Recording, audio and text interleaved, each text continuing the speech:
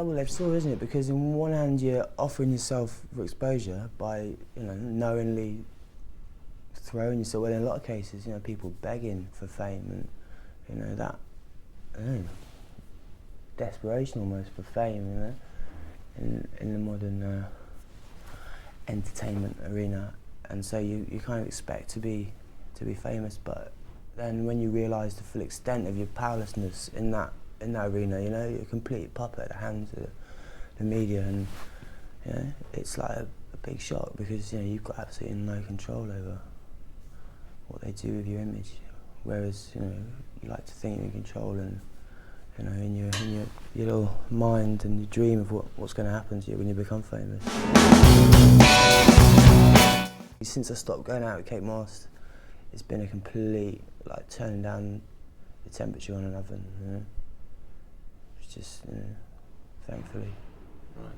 Because for someone in her position, it's ridiculous. It's really hardcore. It's like 30 people out there all the time, wherever she goes in the world, everywhere on a doorstep.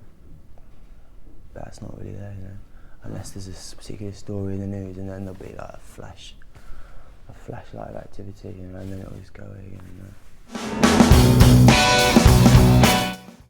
You don't have to be the smartest person in the world to be able to escape their intrusions. They give up after a while. They're not. If you put your mind to it, you can have privacy. You can't turn up at say a famous nightclub or a restaurant or something like that and get annoyed at there being photographers there. If they're sticking cameras in your grandmother's bathroom window, it's a bit different.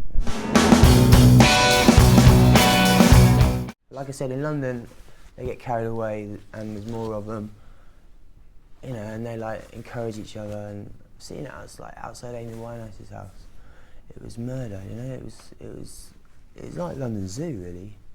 And there's all these blokes, there's like a girl in a house on her own with a couple of friends.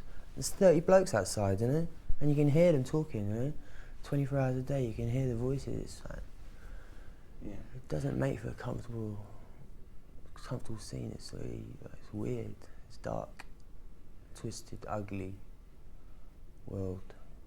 I don't really like to draw comparisons, really, and it's going to sound really extreme, but even the people that were shoveling bodies into gas chambers were saying, we're just obeying orders or just doing their job. You've got to accept responsibility for what you're doing. If your actions as an individual are directly having a negative effect on someone else's life, and you can't say I'm just doing my job.